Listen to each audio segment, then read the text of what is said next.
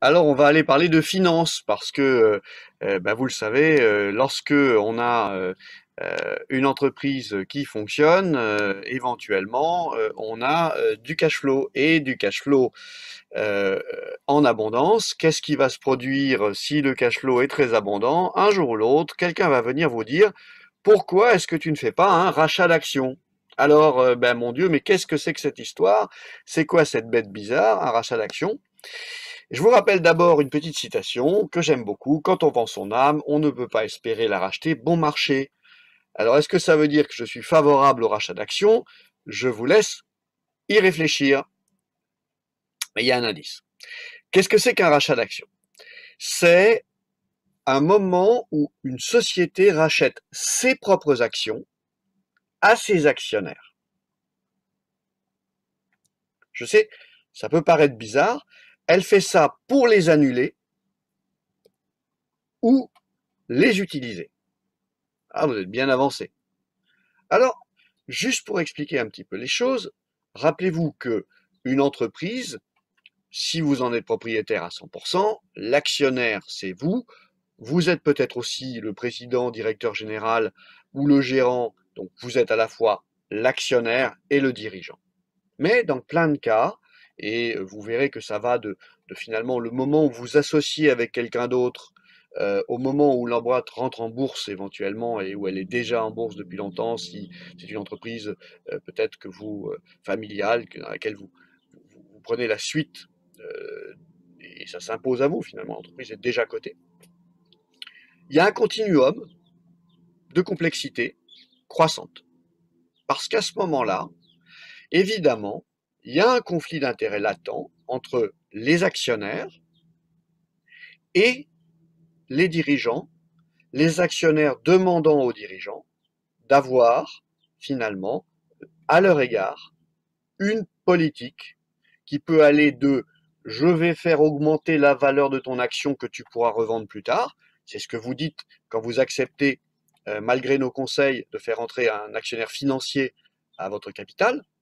Vous lui dites, bah, rentre chez moi à une valo de X, et dans 3 ans, 5 ans, tu pourras ressortir avec une valo de Y, sans bien mesurer d'ailleurs dans quoi vous mettez le doigt, et qui peut-être, sauf à de rares exceptions, vous en apercevrez assez vite que c'est assez désagréable. Mais prenons d'autres cas de figure. Vous avez finalement euh, une entreprise d'une certaine taille, et puis à un moment, on vous a dit que c'était bien d'ouvrir le capital, et donc petit à petit, vous avez des gens qui sont des actionnaires. Et ces actionnaires ne sont pas forcément dans l'entreprise, ils ne sont pas forcément intéressés au quotidien au sujet de l'entreprise, mais enfin, ils ont placé leur argent chez vous, et donc ils ont des questions à vous poser sur votre politique financière. Donc, il faut comprendre que cette pratique du rachat d'actions, elle se situe dans cet univers-là de la relation entre l'entrepreneur et ses actionnaires. Et puis, il faut comprendre aussi que c'est essentiellement une pratique anglo-saxonne, le rachat d'actions. Je rappelle pour la bonne forme que ça n'est autorisé en France pour les sociétés non cotées que depuis 2012. C'est-à-dire, il n'y a même pas 10 ans qu'une société non cotée a le droit de racheter ses propres actions. Autant vous dire que on est vraiment à la traîne du droit anglo-saxon là-dessus. Pourquoi? Parce que dans notre culture business, financière, juridique, c'est tout à fait compliqué à appréhender. On va essayer de balayer ça ensemble. D'abord, il faut bien comprendre que dans le monde anglo-saxon, il y a cette idée que l'entreprise appartient à ses propriétaires et que l'entreprise est au service de ses propriétaires, hein, au service de ses actionnaires, qui ont donc le droit d'imposer finalement leur vision à l'équipe dirigeante. D'ailleurs, vous savez ce que veut dire CEO, hein, le titre de directeur général en anglais, CEO, Chief Executive Officer. Executive, ça veut dire, mon vieux, tu exécutes la stratégie qui est décidée. Et est décidée par qui? Par le conseil d'administration, et qui nomme les gens du conseil d'administration les actionnaires. Donc, dans le capitalisme anglo-saxon, il y a cette idée très claire que ce sont les actionnaires qui sont finalement la partie prenante la plus importante. Alors, c'est pas vrai dans tout le capitalisme anglo-saxon. Il y a beaucoup d'entreprises familiales en Amérique du Nord, en Angleterre, dans le nord de l'Europe. Et donc, on n'a pas une sorte de prédominance d'ailleurs. Les sociétés cotées ou actionnariat diversifié sont très minoritaires, même aux États-Unis, qu'on croit être l'alpha et l'oméga du capitalisme financier. C'est pas vrai. Mais en revanche, c'est celui qui était le plus étudié, le plus documenté, c'est celui qui fait bouger le droit et les pratiques financières. Donc, dans la pratique anglo-saxonne, c'est l'actionnaire qui est finalement le point central. Il impose en général une gestion centrée sur le cash. Je vous rappelle que ce sont des stratégies récentes. Avant 1985, personne ne parlait de cash flow. C'est une invention récente dans l'histoire de l'humanité. On fait du business depuis 15 000 ans et peut-être avant. On a des comptabilités qu'on retrouve depuis au moins 5 000 ans sur des tablettes mésopotamiennes. Pour autant, le cash flow, c'est une invention théorique, peut-être que ça venait de plus loin, mais c'est le moment où on arrive à commencer à parler de cash flow, 1985. À partir de 85, petit à petit, d'abord dans le monde anglo-saxon, puis dans le reste du monde, ça va devenir une forme de gestion. On gère pour générer du cash. Ça n'a pas que des mauvais côtés d'ailleurs. On considère dans le monde anglo-saxon qu'il y a des stakeholders, des parties prenantes, les salariés, les consommateurs, la société en général. Oui, oui, oui, ça c'est vrai, mais enfin, primus inter pares, le premier, le prépondérant, c'est l'actionnaire, et c'est lui qu'on sert. Et donc, le rachat d'actions a été imaginé au départ, dans son principe, comme une alternative aux dividendes. Et pourquoi ça a été inventé comme une alternative aux dividendes? Parce que c'est fiscalement moins coûteux pour un actionnaire de se faire racheter son action que de percevoir un dividende. Alors c'est variable selon les époques et selon les pays dans lesquels on est, mais au début, l'histoire du rachat d'actions, ça vient de là. Et donc, dans une logique anglo-saxonne, je sais que ça va vous paraître étonnant à vous entrepreneurs, certaines entreprises vont jusqu'à lever de la dette auprès de leurs banquiers pour racheter des actions. Et c'est considéré comme une bonne pratique de gestion de la capacité financière de l'entreprise. Alors, il faut bien comprendre, deuxième grande idée, que le rachat d'actions, c'est un risque pour l'entreprise. Parce que, évidemment, se départir de son cash, ça va peut-être créer une fragilité. Imaginez que vous ayez quelques millions d'euros de cash et que vos actionnaires vous disent, écoute, rends-nous l'argent, et peut-être que vous-même, en tant qu'actionnaire de votre entreprise, vous vous dites, après tout, pourquoi est-ce que je ne me redistribuerai pas un peu de cet argent qui est dans l'entreprise? Vous pouvez, à tout moment, chaque année, décider de voter un dividende, vous pouvez distribuer des réserves, vous pouvez aussi bien sûr faire un rachat d'actions, mais cet argent, il est parti de l'entreprise et donc le jour où vous en aurez besoin, il ne sera plus là. Donc c'est une question à se poser autour de la fragilité. Ça veut dire aussi qu'on n'a pas d'idée pour investir. Parce que si on a des idées pour continuer à investir et faire en sorte que l'entreprise poursuive sa mission, en général, en tant qu'entrepreneur, on va avoir des idées, on va choisir des personnes, on en parlait encore il y a quelques minutes, pour conduire ces stratégies, on va investir en l'espoir de créer des nouveaux marchés, des nouvelles dynamiques. Mais bon, si on n'a plus d'idées ou si on n'a pas envie, on peut toujours se dire, après tout, j'ai du cash en trop. Mais on est bien d'accord, ne plus avoir d'idées, ne plus savoir quoi faire, ne pas avoir l'étape d'après ou la vision du futur, c'est un risque, encore une fois, pour l'entreprise. Enfin, c'est une opération techniquement complexe et on en reparlera dans quelques instants. Autant voter une distribution de dividendes et l'exécuter, c'est quelque chose que chaque entrepreneur, aidé de son expert comptable, peut mettre en place assez simplement. Décision de l'Assemblée générale, puis mise en paiement du dividende dans les 9 mois, si on est en France, et donc finalement, c'est pas très très compliqué, il faut juste s'assurer de bien remplir les parties fiscales et de bien gérer l'ensemble de ce que la législation, notamment française, impose aux entreprises, qui est notamment de retenir une partie de la fiscalité personnelle de ce qu'elles distribuent à des actionnaires personnes physiques. Donc, faut pas se prendre les pieds dans le tapis, mais une fois qu'on a l'habitude de distribuer du dividende chaque année, une fois qu'on a les équipes qui s'occupent de ça, on a la courbe d'apprentissage et donc c'est pas compliqué. Un rachat d'actions, c'est une opération qui est beaucoup plus complexe parce que juridiquement, elle a des risques si on ne fait pas les choses dans le bon sens. Donc on va en parler. Maintenant, pourquoi le faire? Après tout, ça fait maintenant quelques minutes que je vous explique que globalement, c'est pas dans notre culture entrepreneuriale, que globalement, c'est risqué pour l'entreprise, que c'est difficile à faire. Il y a quand même, et c'est important à comprendre dans le sens de cette chronique, pourquoi est-ce qu'on pourrait être amené à envisager un rachat d'actions? Donc je me suis tourné vers une chose que j'aime beaucoup, qui est cette source Vernimène, qui est finalement disponible maintenant en ligne, vernimène.net.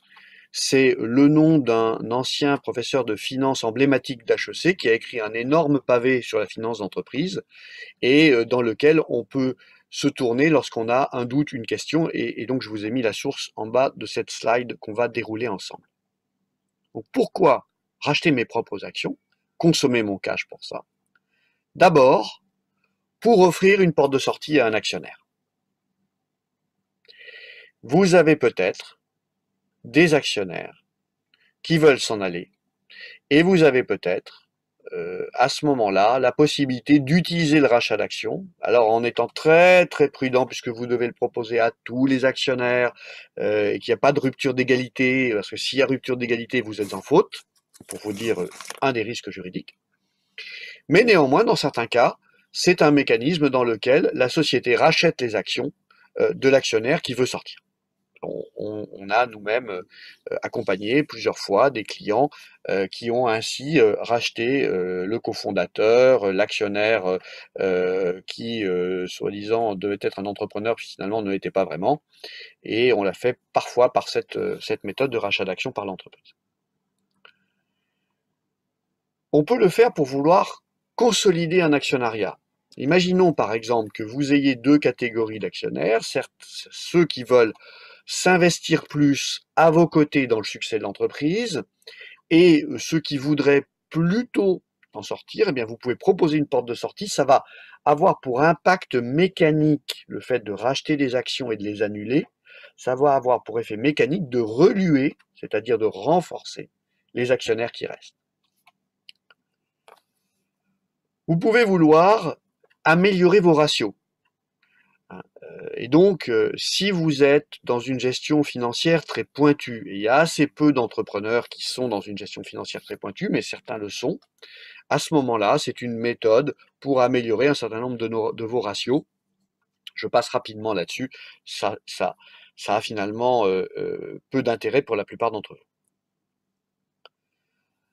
Plus intéressant, on peut vouloir changer une structure financière. Alors, c'est quoi la structure financière? Bien, c'est le rapport entre les différentes ressources et les différents emplois que vous faites du cash. Et donc, notamment, vous pouvez vouloir, si vous avez beaucoup de capitaux propres, eh bien, diminuer vos capitaux propres et remplacer ça par de la dette. Et donc là, on est en nouveau dans une gestion financière de l'entreprise. On n'est pas sur un territoire très commun pour les entrepreneurs, sauf ceux qui ont des entreprises d'une certaine taille et pour lesquels la direction financière et l'écosystème autour d'eux vient leur proposer des optimisations. Eh bien, dans ce contexte, évidemment, le rachat d'actions permet de diminuer les fonds propres. Hein, et si on s'est endetté pour acheter ces dites actions, on a un rééquilibrage du ratio fonds propres capitaux, fonds propres dette. On vous l'a dit tout à l'heure, c'est un moyen parfois de distribuer aux actionnaires des fonds avec un traitement fiscal plus avantageux que le dividende. Donc là, vos actionnaires qui savent compter viendront vous proposer de faire plutôt cela qu'une distribution de dividendes. Si vous êtes coté, eh bien parfois on viendra vous proposer de doper votre cours de bourse si il y a un petit coup de mou et que vous avez beaucoup de cash. On vous dira oui, mais tu sais, si tu rachètes tes actionnaires, c'est un bon signal. Et de fait, La recherche en finance montre qu'une action augmente en moyenne de 6% de plus dans les mois qui suivent l'annonce d'un rachat d'action que le simple effet mécanique de relution. Et donc c'est pour ça que vous voyez aujourd'hui aux États-Unis, 68% des distributions de cash aux actionnaires se font sous forme de rachat d'actions, parce que l'impact sur le cours de bourse, qui est souvent la manière dont ensuite on va récompenser le management d'une entreprise cotée, l'impact sur le cours de bourse est supérieur à celui d'une distribution de dividendes. Complètement idiot? Pas vraiment.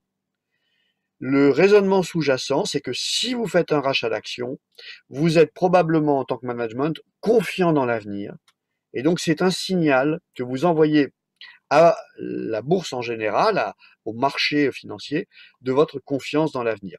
Bien entendu, ça peut être aussi complètement désespéré parce que vous n'avez plus aucune idée, que vous êtes en train finalement d'être juste une cash cow, une cash machine, et que vous démontrez à tout le marché que vous n'avez plus aucune idée pour l'emploi des capitaux. Donc 68% quand même, hein, c'était 30% environ il y a une vingtaine d'années. Donc vous voyez que cette pratique se développe dans le monde anglo-saxon pour les sociétés cotées, et donc on connaît tous le trickle-down effect, ça va venir vers les sociétés cotées européennes, des sociétés cotées européennes, ça viendra vers les sociétés non cotées européennes. Donc dans les 10 ans qui viennent, ce débat, vous allez l'avoir de plus en plus. Enfin, une des bonnes raisons à nos yeux pour lesquelles on peut faire un rachat d'actions, c'est se procurer des titres si on veut faire un plan de stock option. Et donc, vous savez que dans un plan de stock options ou de BSPCE, etc., on vote une augmentation de capital future et on vote le principe et les niveaux, d'accord, auxquels elle sera faite, de façon à avoir les actions qu'on donnera aux gens qui vont exercer leur bon de souscription ou leur stock options. Bien là, vous n'avez pas besoin de prévoir une dilution de vos actionnaires dans le futur lors des moments d'exercice des stock options.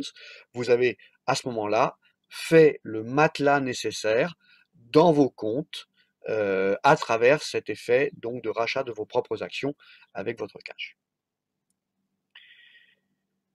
Et puis, dernière raison, vous pouvez avoir envie, si vous ne savez plus quoi faire de votre argent, de rendre l'argent aux actionnaires.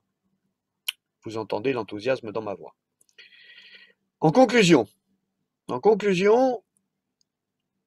les entreprises qui génèrent du cash, et ben, beaucoup d'entre vous générez du cash, doivent décider de comment l'utiliser. Alors, entendons-nous bien, il y a deux cas de figure. Il y a l'entreprise qui va générer du cash de façon récurrente et abondante. C'est tout à fait ce qu'on vous souhaite. Ça vous donne de la manœuvrabilité, ça vous donne le moyen de faire des choses, et peut-être qu'à un moment, vous aurez plus de cash que vous ne saurez utiliser. Et puis, deuxième cas de figure, il y a un événement exceptionnel qui fait que vous vous retrouvez avec une abondance de cash. Par exemple, vous avez vendu une branche d'activité ou une filiale, eh bien, vous avez un afflux de cash, surtout si vous l'avez bien vendu, extrêmement important. Et là, la question peut se poser, effectivement, si l'entreprise n'a pas l'emploi de ce cash exceptionnel, que doit-elle en faire?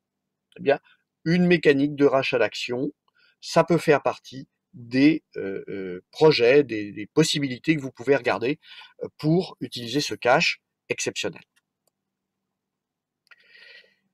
La pression des actionnaires sur l'entrepreneur peut parfois être extrêmement forte. Et je ne parle pas seulement des gens qui ont la chance d'avoir des actionnaires financiers au capital.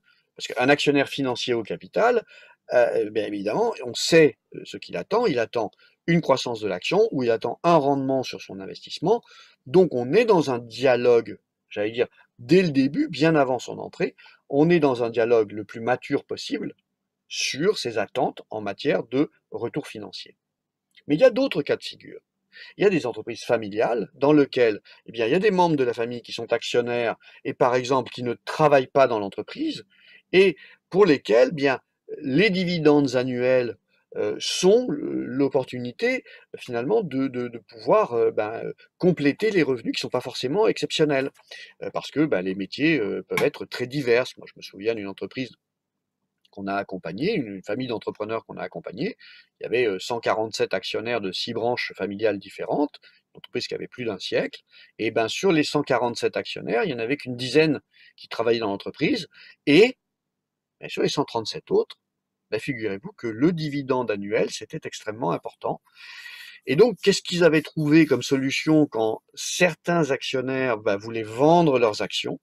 D'accord, ben, ils avaient trouvé ce mécanisme de proposer tous les 5 ans une possibilité de rachat d'actions par l'entreprise qui permettait finalement à l'entreprise d'annuler ses actions et de faire en sorte que ces actions ne soient pas vendues à l'extérieur.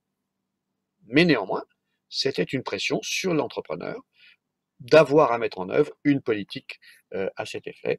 Donc, il faut reconnaître que vous n'êtes pas toujours dans une situation facile.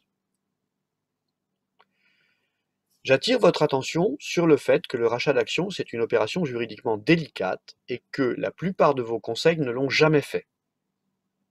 Et donc, face à ça, lorsque vous allez en parler à votre expert comptable, à votre commissaire aux comptes et à votre avocat, finalement les 3 premiers points de contact sur ces sujets-là, vous allez avoir des gens qui, sur le papier, en théorie, comprennent tout à fait de quoi il s'agit. En même temps, seulement 9 ans hein, d'expérience, puisque ça n'est autorisé, je l'ai dit, que depuis 2012 en France pour les sociétés non cotées. Donc c'est pas un très grand recul, hein, 9 ans. Mais surtout, la jurisprudence a démontré qu'il y avait plein de pièges à faire une opération de rachat d'actions. Je vous en donne un. Si un actionnaire peut démontrer que vous avez facilité, avantagé un autre actionnaire, alors vous êtes dans une situation extrêmement complexe et qui est punie dans la loi. Ils l'ont inscrit dans la loi. Le traitement différencié des actionnaires est formellement interdit et ça va se nicher parfois dans des situations, dans des détails de la procédure, dans des détails de l'exécution de l'opération sur lesquels il faut être très vigilant. Enfin, qu'est-ce qu'on peut dire en conclusion de la conclusion quelque part? C'est à utiliser à nos yeux avec prudence et mesure, de façon exceptionnelle et entouré de conseils compétents.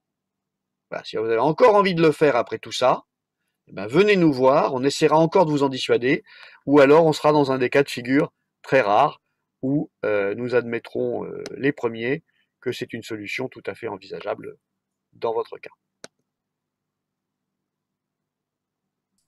Merci Patrick.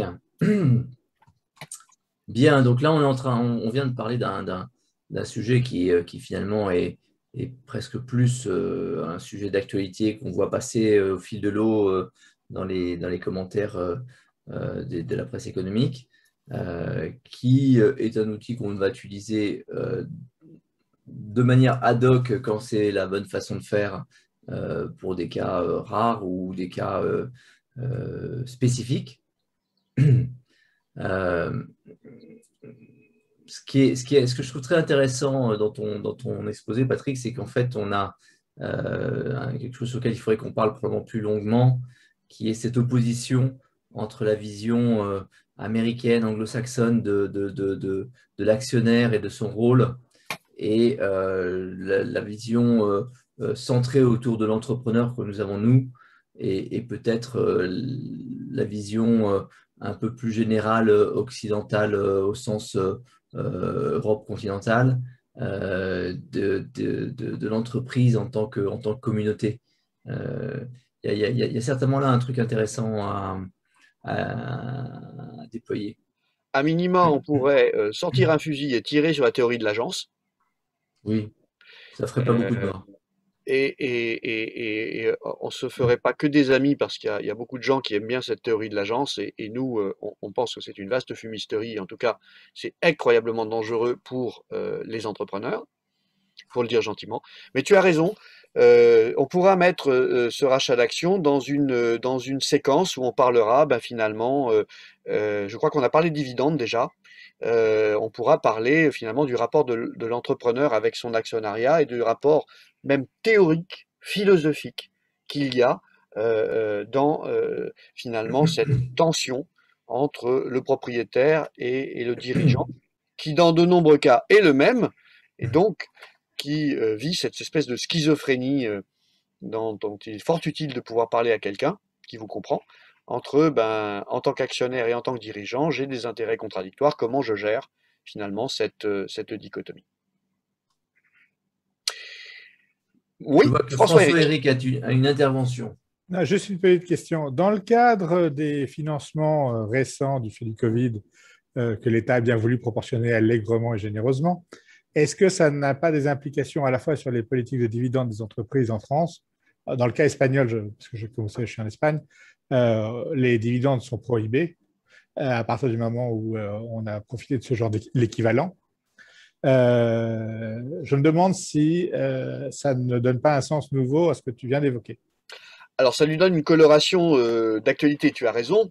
Alors en France, ils ont essayé intellectuellement de dire on va interdire les versements de dividendes aux gens qui perçoivent des aides d'État. Ils ont reculé, et ils en ont fait une recommandation. Bon, maintenant, il faut distinguer plusieurs cas de figure, comme d'habitude, il faut rentrer un petit peu dans la complexité pour avoir une analyse un peu intelligente. Si votre entreprise a souffert durement de la crise, et que vous avez reçu des aides, voire des subventions, hein, de la dette à des conditions exceptionnelles comme du PGE, le prêt à tout, le prêt rebond de BPI-France ou toute autre aide de financement que vous avez reçue, disons, bonifiée, d'accord, dans lequel l'État prend une partie du risque à sa charge.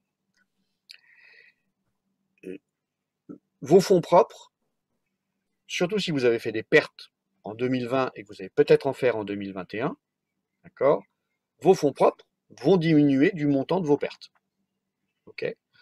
Or, c'est un ratio important dans la vision que le monde extérieur a de votre solidité financière.